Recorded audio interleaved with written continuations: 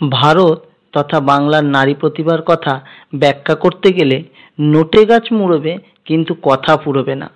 ঠিক তেমনই এক নারী প্রসঙ্গে ফ্লোরেন্স নাইটিঙ্গেল বলেছিলেন, কে এই মিসেস গাঙ্গুলি, আমায় কিছু জানাতে পারো?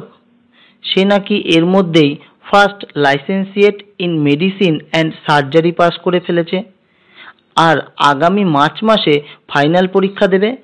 এই তরুণী বিয়ে করে ফেলেছে ডাক্তার হবে ঠিক করার পরে। তারপর অন্তত একটি সন্তানের জন্ম দিয়েছে, যদি না দুটি জন্মে থাকে। কিন্তু ছুটি নিয়েছিল মাত্র 13 দিন, আর শুনছি নাকি একটাও লেকচার মিস করেননি। এই কথাগুলো ফ্লোরেন্স নাইটিঙ্গেল এক ভারতীয় বন্ধুকে চিঠিতে লিখেছিলেন, আর এই চিঠিটি তার নিদর্শন যে কাদম্বিনী গাঙ্গুলি বিশ্বের জ্ঞানীগুণী মহলে কি বিশাল বিস্ময় সৃষ্টি করেছিলেন। 1861 সালের 18ই জুলাই বিহারের ভাগলপুরে কাদম্বিনীর জন্ম।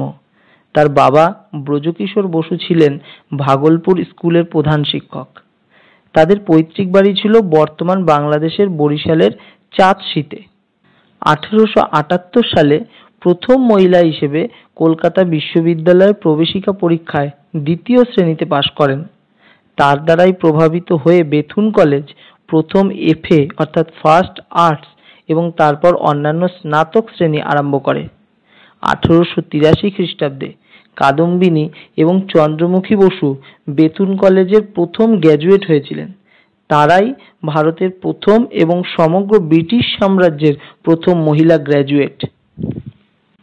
ভারতে তিনিই প্রথম মহিলা যিনি বিদেশ থেকে এলআরসিপি অর্থাৎ licentiate of the royal college of physicians, LRCS অর্থাৎ licentiate of the royal college of surgery এই ডিগ্রি অর্জন করেন। গ্র্যাজুয়েট হওয়ার পর তিনি ডাক্তারি পড়ার সিদ্ধান্ত নেন। 1883 সালে মেডিকেল কলেজে ঢোকার পরেই তিনি তার শিক্ষক দ্বারকানাথ গাঙ্গুলিকে বিয়ে করেন। দ্বারকানাথ ছিলেন বিখ্যাত সমাজ সংস্কারক ও মানব দরদী।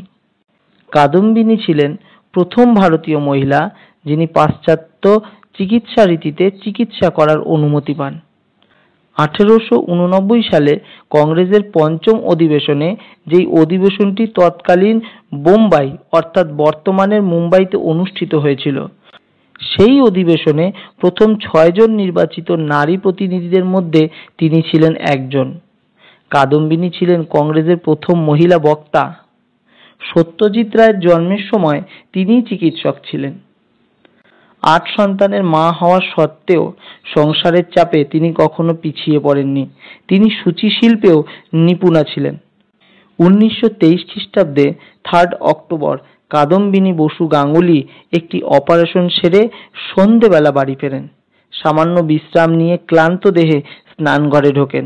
সেখানেই সেরিব্রাল অ্যাটাক হয় তার। আর চোখ খোলেননি কালজয়ী কাদম্বিনী।